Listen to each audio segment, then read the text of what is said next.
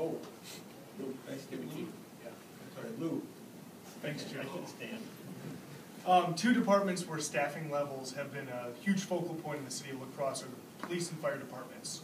Do you believe staffing for those departments is where it should be increased, or should be decreased? Doug? You have two questions there, and I believe staffing levels in the fire department are getting back to what they were prior to the present administration. In the police department, and I argue strenuously for this, we have a new police chief. I'm not the expert in police science. We need to give him room to show us how he's going to run that department. He's on record in theory because certain candidates have gone and visited him and then said, this is what I need, quoting him. But he needs to put his budget together. He needs to put his imprint on that department.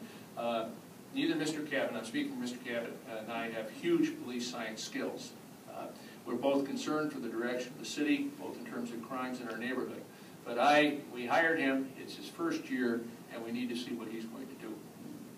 Mr. Cabot? Well, I watch a lot of Law and Order. I don't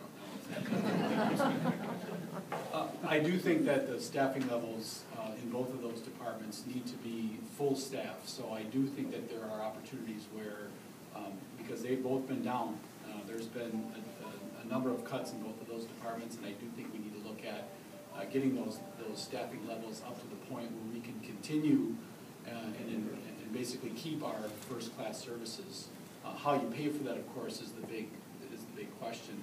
And again, I think that's where we need to look at all of those opportunities to collaborate, to partner, looking at possibly, again, more regional service and other opportunities to find those resources. I know in one case there was a partnership between the city, between the Powellhood Hamilton neighborhood and Gunderson Lutheran, who were trying to work on writing a grant for through the Department of Criminal Justice for some additional police officers as a part of neighborhood efforts down in the Powellhood Hamilton area. Now the grant didn't actually go through, but I think it was a very good learning experience about, again, the types of opportunities that might be out there.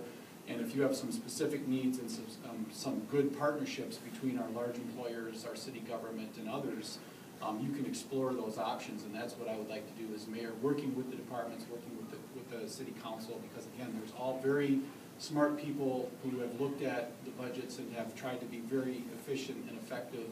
And so we need to be looking at some of these other opportunities as well. Okay, thank you. Next question.